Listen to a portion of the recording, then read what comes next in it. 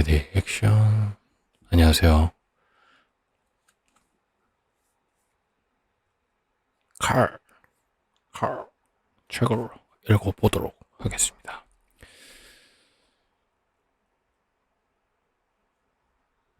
요즘 열대야가 기승을 부리고 있죠.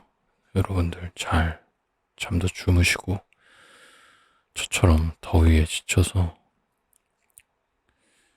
힘이 빠지지 마시고 에어컨 잘 드시고 밥도 잘 드시고 무엇보다 건강관리 잘 하는 이번 여름이 되시길 바라겠습니다. 저는 건강관리에 실패하고 있어요. 일하느라 지금 몸이 갈리고 있습니다. 거짓말 같죠? 진짜예요.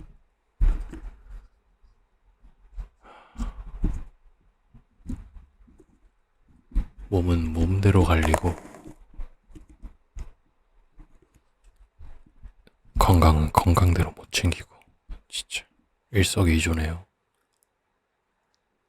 여러분 그러지 마세요. 자, 가보도록 하겠습니다. 3장. 해리는 잠에서 깼다. 뭔가가 잘못됐다. 그게 뭔지 기억하는데 오래 걸리지 않을 것이다. 축복과도 같은 잠깐의 불확실한 순간이 지나면 현실이 얼굴에 펀치를 날릴 테니까. 그는 눈을 떴다가 이내 후회했다.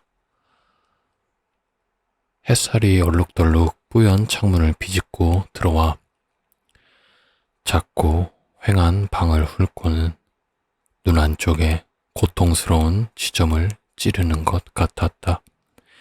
그는 다시 눈꺼풀 안쪽에 어둠으로 피신했고 꿈을 꾼 걸 알았다. 물론 라켈의 꿈, 전에도 수없이 꾼 꿈과 같은 장면으로 시작했다. 처음 만나고 얼마 지나지 않은 오래전 그날 아침, 라켈이 그의 가슴에 머리를 얹고 누워있고 그는 사람들 말이 사실인지 확인하는 거냐고 그에게 정말로 심장이 없는지 들어보는 거냐고 물었다. 라켈은 그가 사랑하는 특유의 웃음을 터뜨렸다. 라켈에게서 그 웃음을 끌어낼 수만 있다면 어떤 멍청한 짓도 할 수 있었다. 그녀는 고개를 들어 오스트라인 어머니에게 물려받은 따스한 갈색 눈동자로 그를 쳐다보고 사람들 말이 맞는 것 같지만 그녀의 것을 주겠다고 답했다. 그녀는 심장을 주었다. 라켈의 심장은 아주 커서 그의 온몸으로 혈액을 펌프질해서 그를 녹여주고 다시 진짜 인간으로 만들어 주었다. 그리고 남편으로 만들어 주었다. 내성적이고 진지한 소년 올레그의 아버지로 만들어 주었다. 그는 소년을 친아들처럼 사랑했다. 행복했다. 그리고 무서웠다. 다행히도 무슨 일이 일어날지 모른 채로 불행히도 무슨 일이 일어날 것이고 그는 원래 이렇게 행복한 사람이 아니라는 걸 알았다. 라켈을 잃어버릴까 무서웠다. 라켈이 없으면 살아갈 수 없는데 왜 지난밤 꿈에서는 그녀에게서 도망쳤을까? 그는 이유를 몰랐고 아무것도 기억나지 않았다. 하지만 라켈은 심장 반쪽을 다시 돌려달라고 찾아와 이미 약해진 그의 심장 박동을 듣고 그가 어디 있는지 알아내서 초인종을 울렸다. 그러다 결국 일격이 날아왔다. 현실이.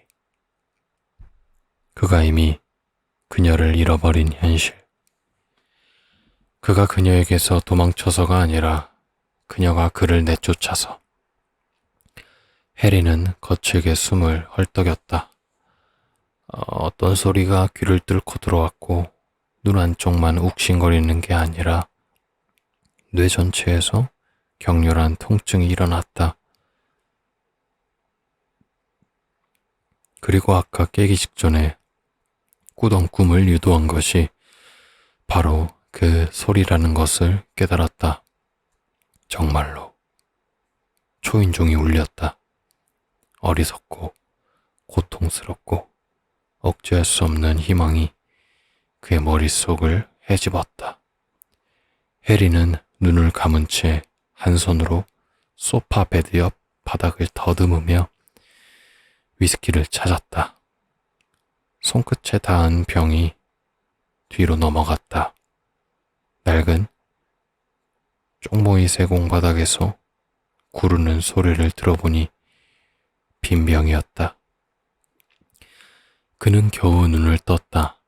탐욕스러운 발톱처럼 마룻바닥 위로 매달려 있는 손을 중지의 잿빛 티타늄 보철 손가락이 보였다. 손이 피투성이었다.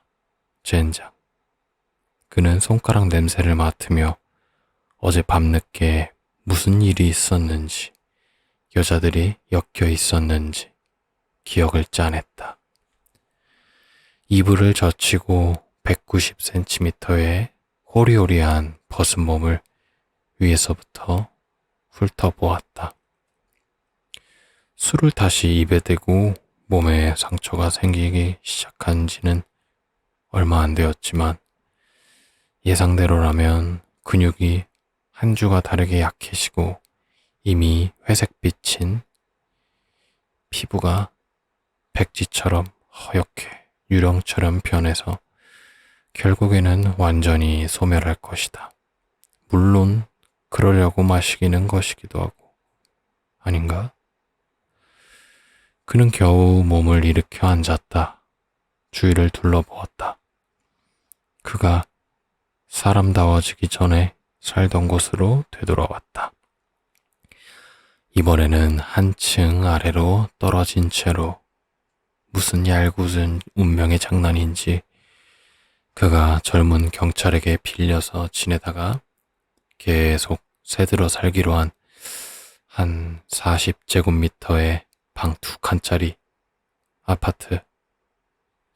사실 그가 홀맨콜렌에 있는 라켈의 목조주택으로 들어가 살기 전에 살던 아파트의 바로 아래층이다. 여기로 들어오기 전에 이케아에서 소파 베드를 샀다. 그리고 소파 뒤로 레코드판이 한가득 꽂힌 책장, 커피 테이블, 아직 벽에 기대놓은 거울, 복도의 벽장이 가구의 전부다. 이렇게 단촐하게 지내는 게 애초에 그의 의지가 부족해서인지 아니면 이건 임시 거처이고 라켈이 고민을 마치면 다시 그를 불러줄 거라고 믿고 싶어서인지 확신이 서지 않았다. 그는 병이 날지 고민했다. 하긴 그건 그에게 달려 있을 것이다.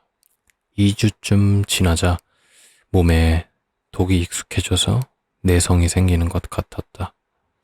몸에서 독을 더 늘려달라고 요구했다. 그는 두 발 사이에 멈춘 빈 위스키병을 보았다. 피터 도슨 스페셜. 좋은 술은 아니었다. 진빔이 좋았다. 게다가 진빔은 각진 병이라 바닥에서 굴러다니지 않았다. 도스는 싸구려 술로 고정된 월급과 바닥난 통장으로 까다롭게 술을 고를 형편이 못 되는 목마른 알코올 의존자를 위한 술이었다. 그는 시계를 보았다. 4시 10분 전, 주류점이 문 닫기 전까지 2시간 10분이 남았다. 그는 숨을 깊이 들이마시고 일어섰다. 머리가 터질 것만 같았다. 휘청거리는 채로 겨우 버텼다. 거울에 비친 그를 보았다. 강바닥에서 먹이를 찾던 물고기가 낚싯줄에 너무 빨리 감겨 올라와 눈과 내장이 튀어나오려 하고 너무 세게 감겨 올라온 탓에 낚싯바늘에 볼이 찢겨 왼쪽 입가에서 귀까지 남 모양의 불구죽죽한 흉터가 생긴 몰골이었다. 이불 속에서는 속옷을 입은 줄 알았는데 속옷이 보이지 않았다. 바닥에 널려있던 청바지를 꿰어입고 현관으로 나갔다. 현관문에 달린 유리 문이창에 검은 형체가 어른거렸다. 그녀다. 그녀가 돌아온 것이다. 지난번에 초인종이 울렸을 때도 그런 줄 알았다. 그때는 하프슬룬 전기회사에서 나왔다는 남자가 계량기를 현대식으로 교체하라고 했다. 그래야 고객이 전기 사용량을 시간별로 와트 단위까지 정확히 측정해서 하루 중에 정확히 언제 스토브를 켜고 독서등을 끄는지 파악할 수 있다고 했다. 해리는 집에 스토브가 없고 설령이 있다고 해도 그가 언제 스토브를 켜고 끄는지 알고 싶어 할 사람이 없을 거라고 대꾸하면서 문을 닫았다. 하지만 지금 유리창에 어른거리는 형체는 여자였다. 그녀의 키, 그녀의 체격, 아래층 중앙 현관은 어떻게 들어왔지? 그는 문을 열었다. 두 사람이 있었다. 처음 보는 여자와 현관문 유리창까지 키가 닿지 않는 어린 소녀. 소녀가 내민 모금함을 보고서야 그들이 거리에서 건물 초인종을 눌렀고 다른 집에서 문을 열어준 걸 알았다. 자선 모금 중인데요. 여자가 말했다. 둘 다 코트 위에 적십자 로고가 붙은 주황색 조끼를 입고 있었다. 그런 건 가을에 하는 줄 알았는데요. 해리가 말했다. 여자와 소녀가 말없이 그를 보았다. 처음에는 그에게 사기꾼 취급을 당한 것 같아 적개심을 드러낸 줄 알았다.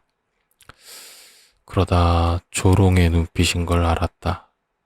모르긴 몰라도 그가 반라인데다가 오후 4시에 술 냄새를 풀풀 풍겨서일 것이다.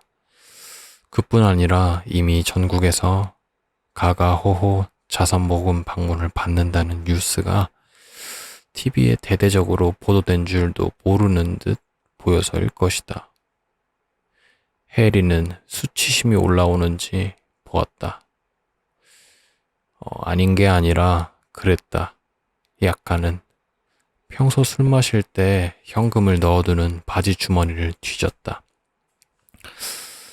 경험상 카드를 가지고 다니는 게 현명하지 않다는 걸 깨달아서였다. 그는 어린 소녀에게 미소 지었고 소녀는 모금한 구멍에 지폐를 쑤셔 넣는 피 묻은 손을 휘둥그런 눈으로 쳐다보았다. 그는 돈이 사라지기 직전 얼핏 코수염을 보았다. 에드바르 뭉크의 코수염. 젠장. 그는 손을 다시 주머니에 찔러 넣었다. 비어 있었다. 그의 은행 잔고처럼. 왜요? 여자가 말했다. 200짜리인 줄 알았어요. 그런데 뭉크를 넣어버렸네요. 1000크로네. 혹시 그게 다시 꺼낼 수 있을까요? 소녀와 여자는 말없이 그를 보았다. 소녀는 조심스럽게 상자를 조금 높이 들어 비닐로 밀봉되고 자선단체 로고가 아로새겨진 자리가 더 잘 보이게 해주었다. 그렇군요. 해리가 중얼거렸다. 그럼 잔돈은요? 여자는 농담인 줄 아는 듯 빙긋이 웃었고 그도 그녀의 생각에 수긍하듯 미소 지었지만 머리로는 절박하게 해결책을 찾았다. 6시 전에 299크론에 90회래 아니면 반병짜리 값으로 169.90. 선생님께서 내신 돈이 필요한 분들께 간다는 데서 위안을 얻으세요. 여자가 이렇게 말하고는 소년을 데리고 계단으로 향했다. 해리는 문을 닫고 주방으로 가서 손에 묻은 피를 닦았다. 손이 쓰레렸다. 다시 거실로 가서 둘러보다가 이불보에 피 묻은 손자국이 찍혀 있는 걸 보았다. 쭈그려 앉아 소파 밑에서 휴대전화를 꺼냈다. 문자는 없고 어젯밤에 온 부재중 전화 3통만 찍혀 있었다. 한 통은 토텐 출신 과학수사관 비에른 홀름에게 온 것이었고 나머지 2통은 법의학 연구소의 알렉산드라에게서 온 것이다. 알렉산드라와는 최근 들어 라켈에게 쫓겨난 이후로 부쩍 가까워졌고 그가 기억하는 한 생리 중이라며 관계를 거부하는 사람은 아니었다. 처음 잔날 알렉산드라가 그를 집까지 태워주고 둘이 같이 그의 주머니에서 열쇠를 찾다가 끝내 못 찾았다. 하지만 그녀는 당황스러울 정도로 손쉽게 자물쇠를 따고는 그를 소파 베드에 눕혔다. 다시 깨어났을 때 그녀는 각오 없었고 서비스를 제공해줘서 고맙다는 메모만 남겨 있었다. 어쩌면 그녀의 피일 수도 있었다. 해리는 눈을 감고 정신을 모으려 했다. 지난 몇 주간의 일들과 시간순의 기억이 흐릿한 건 맞지만 어젯밤은 유독 공백이었다. 완전히 텅 비었다. 눈을 뜨고 아직 얼얼한 오른손을 내려다 보았다. 3군데 손마디에서 피가 나고 살갗이 벗겨지고 상처 옆에 피가 엉겨 붙어 있었다. 3군데에서나 피가 난 건 주먹을 한 번만 휘두른 게 아니라는 뜻이었다. 바지에 묻은 피를 보았다. 손마디에서 나온 피라고 보기엔 양이 너무 많았다. 게다가 생리혈은 아니었다. 해리는 이불보를 벗기며 부재중 전화가 찍힌 비에른 홀름에게 전화를 걸었다. 신호가 가기 시작했다. 어디선가 행크 윌리엄스의 노래. 비에른이 자기 같은 과학수사관에 관한 노래라고 믿는 노래가 벨소리로 울려 퍼질 것이다. 좀 어때요? 비에른이 쾌활한 토텐 억양으로 물었다. 아이고, 뭐가 어떠냐에 따라서 해리가 욕실에 들어가며 말했다. 300크론에 빌려줄 수 있냐? 일요일이에요, 해리. 오늘은 주류점이 문을 닫아요. 일요일? 해리는 바지를 벗어서 이불보와 함께 이미 넘쳐나는 빨랫바구니에 쑤셔 넣었다. 젠장. 다른 거 원하는 거 있어요? 자네가 나한테 전화했던데 9시쯤. 그런데 안 받으셨잖아요. 응. 전화기가 어젯밤 소파 밑에 들어가 있었나 봐. 난 젤러시바에 있었고 그럴 것 같았어요. 그래서 웨비스테인한테 전화했더니 거기 계시다고 하더라고요. 그래서 제가 그리로 갔죠. 진짜 하나도 기억이 안 나요? 진짜 어떻게 된 거야? 해리는 비에른이 내쉬는 한숨 소리를 들으며 약간 튀어나온 눈을 굴리는 표정과 플랫캡을 쓴 달덩이 같은 희멀건 얼굴과 경찰청에서 가장 숨 많고 가장 붉은 수염을 떠올렸다. 뭘 알고 싶으신데요? 자네가 보기에 내가 꼭 알아야 하는 것까지만. 해리는 빨래 바구니에서 뭔가를 보았다. 팬티와 티셔츠 사이에 술병 주둥이가 튀어나와 있었다. 그걸 잡아 뗐다. 진빔. 비어 있었다. 과연? 그는 뚜껑을 따서 입에 대고 고개를 젖혔다. 그래요. 그럼 짧은 버전으로. 비에른이 말했다. 21시 15분에 젤러시 바에 갔을 때 선배는 많이 취해 있었어요. 22시 30분에 선배를 차에 태워서 집에 바래다 줄 때까지 선배는 내내 같은 말만 되풀이했어요. 한 사람 얘기요. 누굴까요? 해리는 대답하지 않고 머리를 젖힌 채 사시 눈으로 술병만 노려보며 병 속에서 한 방울이 굴러떨어지는 걸 보았다. 라켈요. 비에른이 말을 이었다. 선배가 차에서 정신을 잃어서 제가 선배 집으로 끌고 올라갔어요. 그게 다예요. 해리는 그 방울의 속도로 보아 아직 여유가 있다고 판단하고 병에서 잠깐 입을 떼고 물었다. 아니, 그게 다야? 짧은 버전은요. 우리가 싸웠나? 선배랑 제가요? 제가요에 힘이 들어간 걸 보니 누구랑 싸웠긴 싸웠나 보네. 누군데? 젤러시바의 새 주인이 좀 맞았을 수도 있어요. 맞아? 깨보니까 손에서 세 군데나 피가 나고 바지에도 피가 묻었어. 선배가 처음 날린 주먹이 그 사람 코를 쳐서 피가 많이 났어요. 그런데 다음 주먹은 그 사람이 몸을 수그려서 벽으로 날아갔고요. 2번 이상 아마도 벽에 선배 피가 묻어 있을 거예요.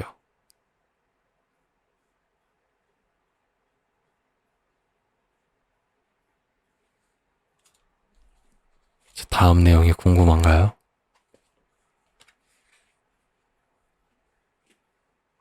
칼. 사서 읽으셔야겠죠? 생각보다 템포들이 많이 좋아졌어요. 다음 내용들은 어떨지 저도 궁금하긴 한데, 저는 좀 더 읽어보도록 할게요. 여러분은 책을 사서 읽어보는 편이 좋을 것 같습니다.